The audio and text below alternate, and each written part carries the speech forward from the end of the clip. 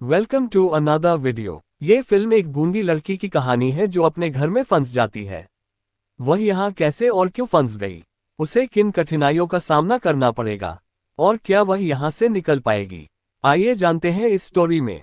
तो शुरुआत में हमें जंगल के बीच में एक घर दिखाई देता है जिसमें मैरी नाम की एक लड़की रहती थी और वो उस वक्त नाश्ता बना रही थी। अब थोड़ी देर में मैरी की दोस्त उससे मिलने आई।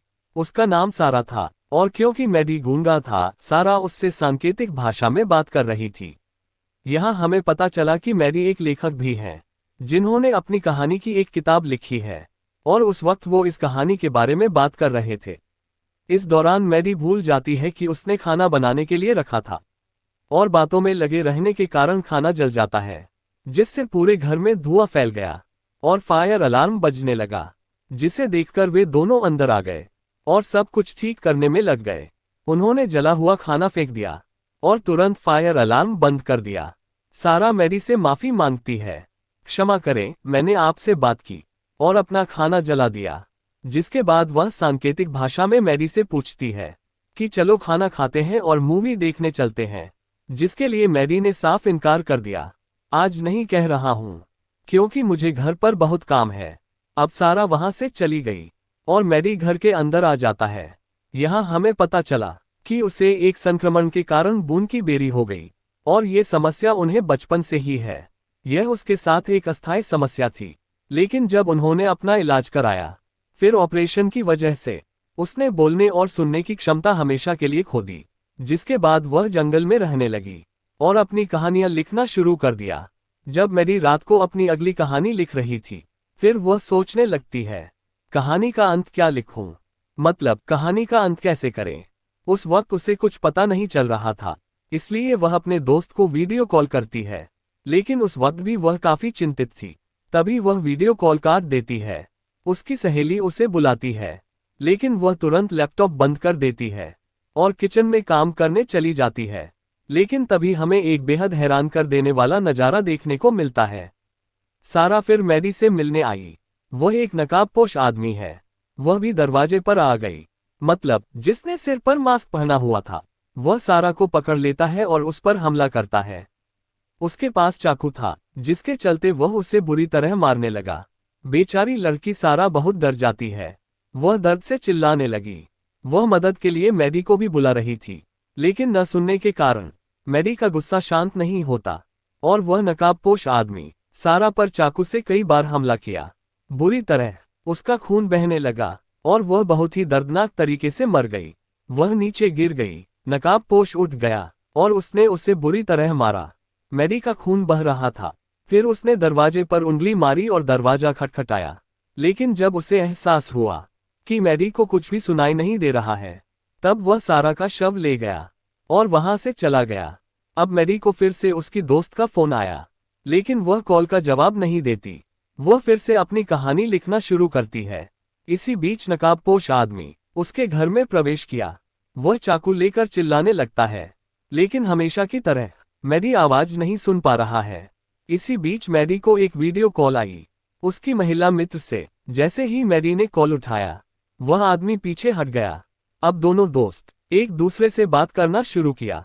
उसकी दोस्त मैरी को बताती है कि तुम शहर आओ और मेरे साथ रहो, लेकिन मैरी ने कहा नहीं, मैं वहां नहीं आ सकता क्योंकि शहर में बहुत शोर है, जिस वजह से मैं बहुत परेशान हो जाता हूं। इसी बीच नकाबपोश आदमी चुपचाप आ गया और मैरी का फोन उठाया। उसकी सहेली ने उस आदमी की एक झलक देखी, इसीलिए वह उससे कहती है, आपके पीछे कोई है। मैरी उत्तर देता है कि मेरी बिल्ली यहाँ है। फिर वह अपनी सहेली को बताती है, ये ठीक है, मैं फोन रख रहा हूँ क्योंकि मुझे बिल्ली ढूंढनी है। वो ऐसे ही घूम रही है। जिसके बाद वह अपनी बिल्ली की तलाश शुरू करती है, लेकिन वह उसे कहीं नहीं मिली, इसलिए थक गया हूँ। मैरी अपना लैपटॉप लेती है और काम पर बैठता है। मैरी कहाँ है? उसके नंबर से एक तस्वीर मिली, इसे देखो। वह बहुत तनाव में थी, लेकिन जब उसने तस्वीर देखी, वह उसकी अपनी थी और कई बार अलग अलग समय पर उसकी तस्वीरें थीं। जब वह काम कर रही थी, वह घर पर बिल्ली की तलाश कर रही थी और अपने दोस्त से बात कर रही थी वीडियो कॉल पर, जिसे देख रहे हैं। उसे एहसास हुआ कि घर में कोई और है।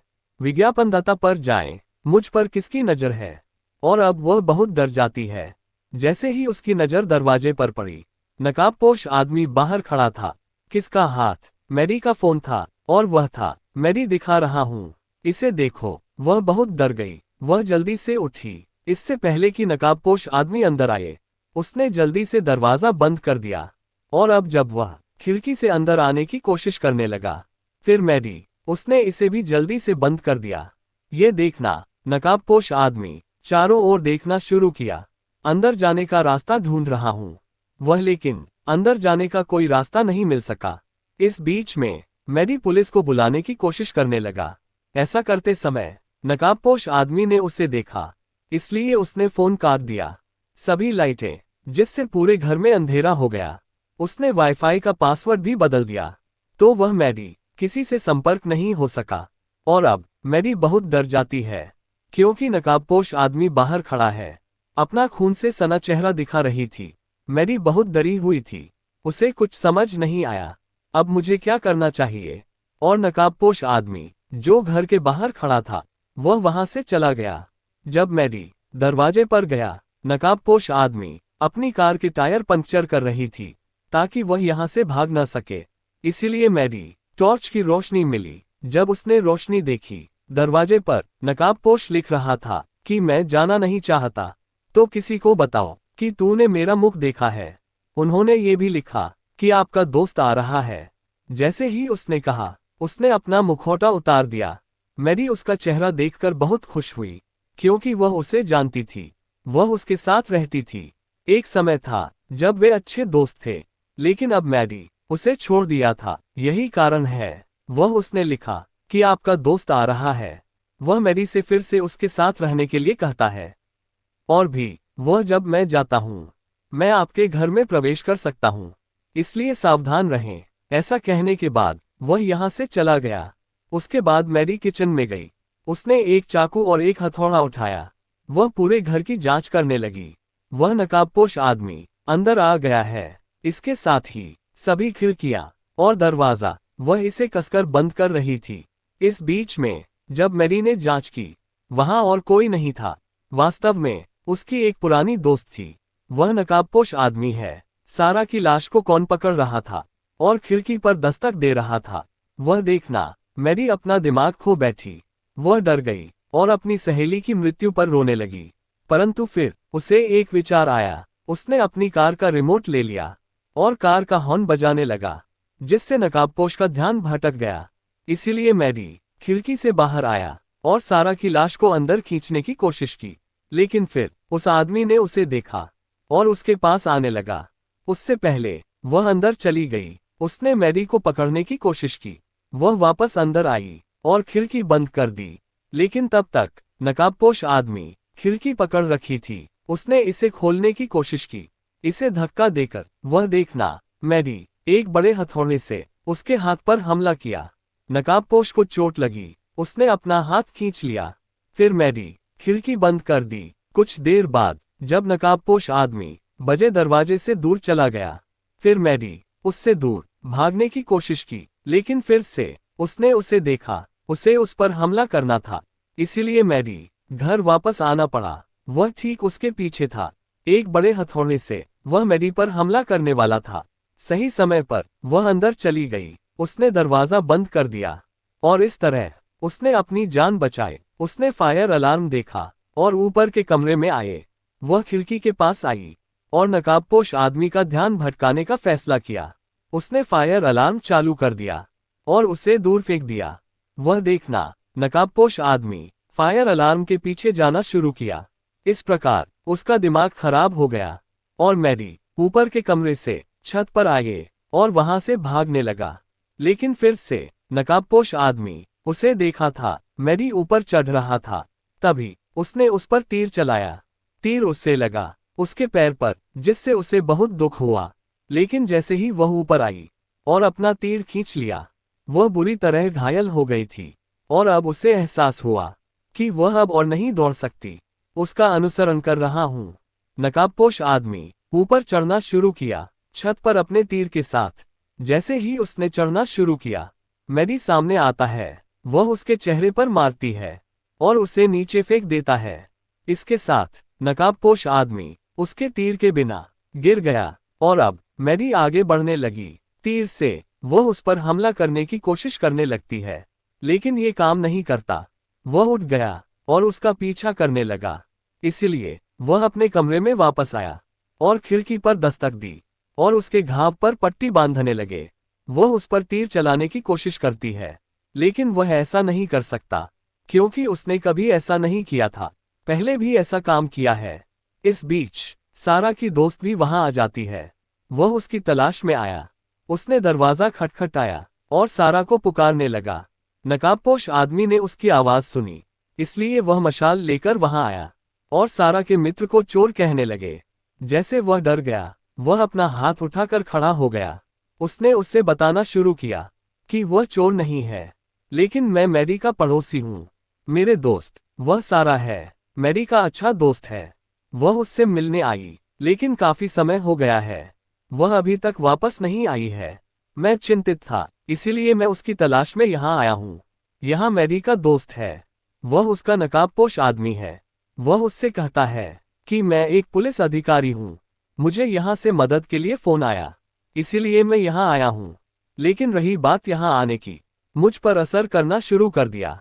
मेरी बंदूक चोरी हो गई है, इसके साथ ही फोन भी कहीं खो गया है। ये कह रहे हैं। वह सारा के दोस्त का फोन मांगता है, लेकिन कॉल करने के बाद उसका फोन वापस करने के बजाय वह इसे अपनी जेब में रखता है। अब जब सारा की दोस्त उसका फोन मांगने लगा, वह इसे अपनी जेब से निकालता है और वह उसे दे देता है, लेकिन सारा की बाली उसकी जेब में रह गई। बाहर आकर फंस जाता है। ये देखना सारा की दोस्त को शक होने लगा कि यहाँ जरूर कुछ गड़बड़ है। वह सोचने लगा, फिर वह अचानक पूछता है।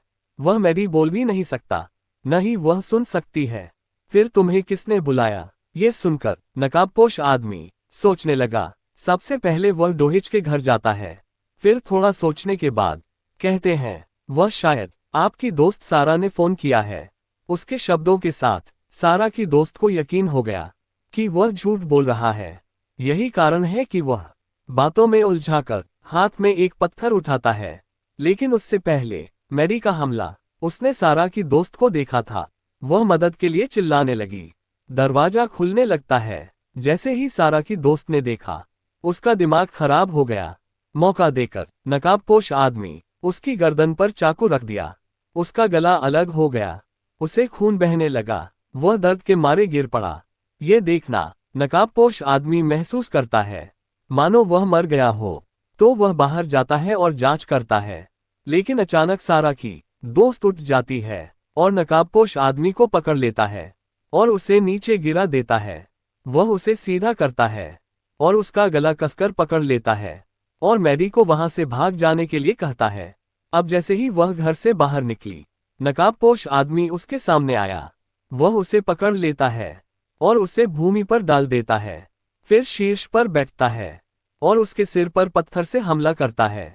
कभी कभी उसने मैडी के सिर पर प्रहार किया और उसका सिर कुचल डाला, जिसने उसे बुरी तरह मार डाला। लेकिन यह वास्तविकता नहीं थी, ये सब मैडी के दिमाग में चल रहा था। असल में उसने महसूस किया कि अब मैं यहाँ से कभी नहीं भाग पाऊंगा। और मैडी ने अपने मन में जो कुछ भी देखा, वह नकाबपोश आदमी उसका सिर कुचलकर मार डाला। वह वास्तव में सारा की दोस्त के साथ था। नकाबपोश आदमी उसके सिर पर प्रहार किया और उसे बुरा महसूस कराया, जिससे उसकी मृत्यु हो गई। अब मैडी को एहसास हुआ कि अगर मुझे यहाँ से भागना पड़े, फिर मुझे अपना पैर ठीक करना होगा, जो घायल हो गया था। इसका अर्थ है उसे ठीक करना।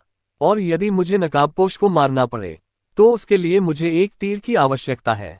इसके साथ ही मुझे घर की लाइट भी जलानी है, क्योंकि यदि मैं घर के अंदर जाऊंगा, तब अंधेरे में फंसने का बहुत खतरा रहता है और मुझे या तो बाथरूम में छिपना पड़ेगा या मेरे कमरे में किसी सुरक्षित स्थान पर, क्योंकि एक बार नकाबपोश आदमी घर में घुस जाता है, तब मैं कुछ नहीं कर पाऊंगा।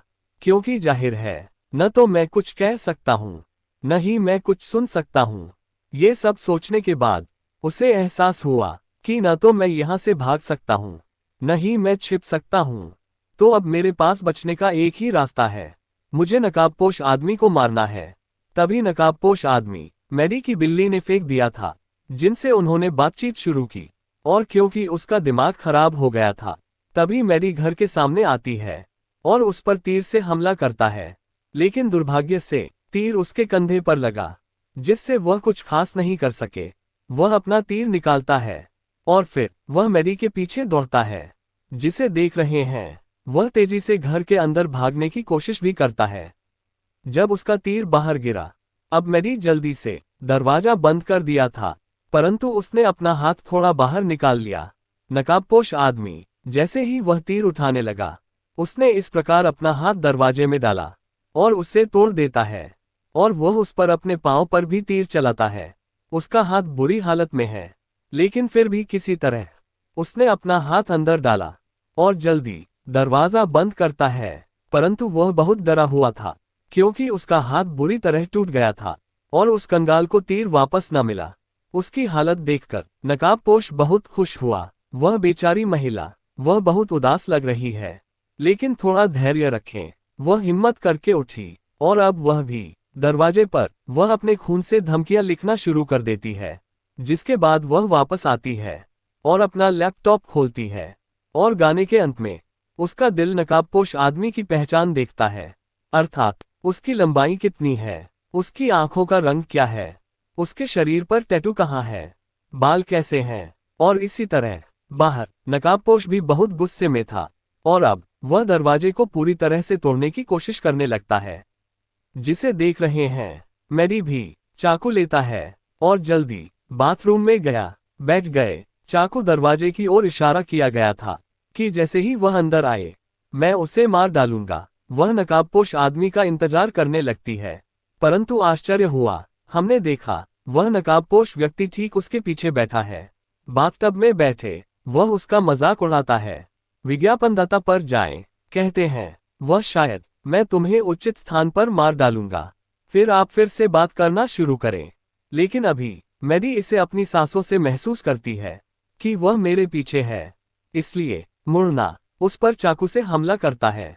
इस तरह चाकू उसके अंदर घुसा कर वहां से भाग गए। रसोई में आता है, जमीन पर बैठता है, और अब जैसे ही नकाबपोश आदमी उस पर आक्रमण करने आए, फिर कीड़ों को मारने वाला स्प्रे वह उसे उसकी आंखों में डालती है। वह फायर अलार्म बनाती है, जिससे पूरे घर में कोई शोर नहीं हुआ, और उसकी आवाज नकाबपोश को चोट लगने लगी। वह क्रोधित हो जाता है, इसीलिए वह मैडी पर हमला करता है, उसे बहुत पीटता है, जिसके बाद इसे नीचे गिरा देता है। फिर उसके ऊपर बैठे खूब पिटाई होने लगी। वह उसका गला घोंटना शुरू कर देता है, लेकिन इस बीच मैडी को एक धारदार हथियार मिला, जिसके कारण उसने नकाबपोश आदमी के गले पर भी चाकू मारा। उसे भी बुरी तरह रक्तस्राव होने लगा, और अब यहाँ अंततः वह मर जाता है। सब कुछ सामान्य होने के बाद वह पुलिस को बुलाती है, लेकिन वह इससे बहुत खुश थी। भगवान का शुक्र है, अंततः मेरी जान बच गई। मैं इसकी आशा खो चुका था, परंतु क्योंकि वह खड़े हुए और नकाबपोश से लड़े, फिर अंततः उस समस्या से उसकी जान बचाए। और इसके साथ इस फिल्म की कहानी बहुत अलग हो जाता है।